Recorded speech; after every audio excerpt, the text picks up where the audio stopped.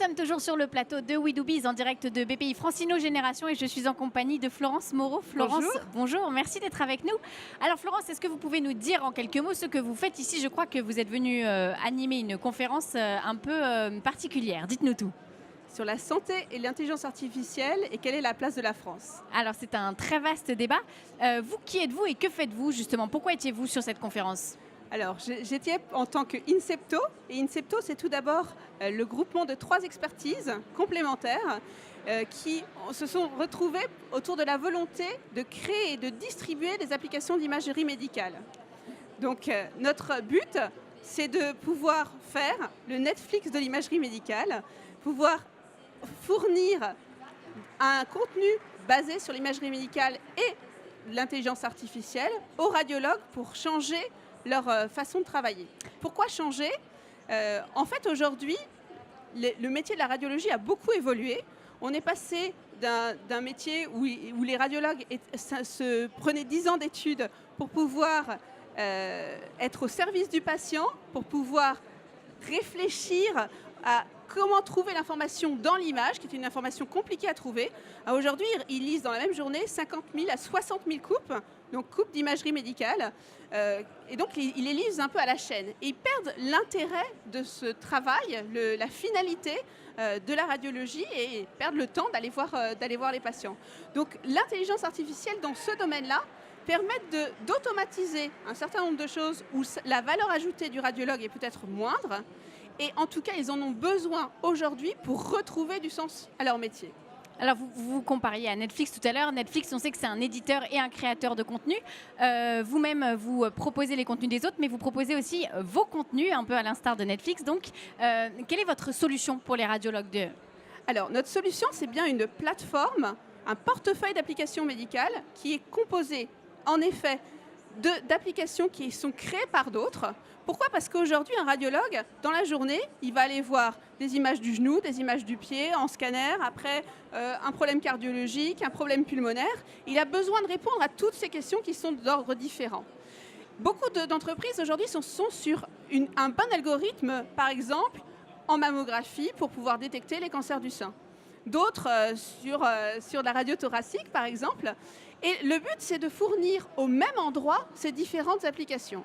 Donc, tous les besoins cliniques ne sont pas répondus. Et c'est pour cette raison qu'on va aussi co-créer des applications. Comment on le fait? C'est avec les radiologues qui sont les premiers à avoir accès aux données, à savoir ce qu'ils veulent changer dans la radiologie de demain et à pouvoir aussi aider à entraîner correctement les modèles et les algorithmes. Pourquoi? Parce qu'en intelligence artificielle, on va entraîner des algorithmes à partir d'images, à partir d'informations qu'on labellise. Donc on va dire, cette image, il y a une tumeur, cette image, il n'y en a pas.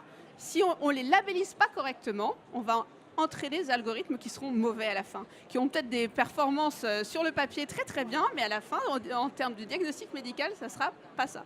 Donc c'est ce partenariat de co-création qui nous permet aussi de créer le contenu applicatif qui est complémentaire à celui qu'on distribue, qui vient des autres startups, des autres business. Alors là, vous injectez de l'intelligence artificielle dans le secteur de la radiologie. Plus largement, l'intelligence artificielle et la santé, c'est un enjeu pour demain? C'est un enjeu puisque aujourd'hui, dans la radiologie, c'est sûr, mais dans la santé aussi en général, il y a de plus en plus d'informations à traiter, de plus en plus de données à traiter. Et les cliniciens, ils sont là pour se recentrer aussi sur le patient et sur les besoins du patient. Donc des choses qu'on peut leur automatiser, ce sera du temps gagné pour eux, pour pouvoir revenir sur la dimension humaine et la dimension multiple de leur métier. C'est-à-dire intégrer des informations qui viennent de plein d'endroits différents. Donc pour la radiologie, c'est sûr, pour les autres cliniciens, bien sûr aussi, puisque du coup, ça permet de pouvoir donner un ensemble d'outils qui permet d'accélérer leur travail de tous les jours sur des tâches qui pourraient leur sembler soit rébarbatives, soit qu'ils ne font pas aujourd'hui parce qu'elles sont trop chronophages. C'est amusant parce qu'on parle d'intelligence artificielle pour renouer des contacts humains. De prime abord, ça peut sembler un peu antinomique et finalement, vous n'êtes pas la première à nous le dire. Voilà. La technologie, en fait, sa mission, c'est aussi ça, c'est de renouer du lien entre les gens. La technologie, en tout cas, là, pour la santé, c'est très clair. L'humain est au centre, le patient doit être au centre. Et c'est ça que l'intelligence artificielle doit aller chercher. Enlever cette dimension-là fait qu'on aura une intelligence artificielle relativement pauvre. Et par exemple, aujourd'hui, je pense que personne ne veut qu'un logiciel annonce qu'on a un cancer hyper grave sans une relation humaine derrière. Toute la partie antécédent est aussi une donnée très importante. Je pense qu'on est tous allés chez le médecin en pensant être sûrs de ce qu'on avait. Et néanmoins, non, parce qu'il y avait d'autres éléments à prendre en compte en dehors de quelque chose de très linéaire. Et c'est cette partie, en effet, l'intelligence artificielle nous permet peut-être de régler la partie linéaire des diagnostics, quelque chose de très déterministe, même si, oui, on est d'accord, elle va chercher plus loin qu'un algorithme classique, mais redonner du temps, c'est redonner de l'humain, en effet. Merci beaucoup Florence Moreau d'avoir participé à ce plateau. Merci à vous. Juste pour mention, vous êtes donc CTO, mais vous êtes aussi une geek. C'est ce on se disait en off. C'est assez rare pour être souligné. Alors merci pour ça, merci de vous être arrêté. Merci. Et quant à nous, on se retrouve très vite pour d'autres interviews sur le stand de We Do Biz.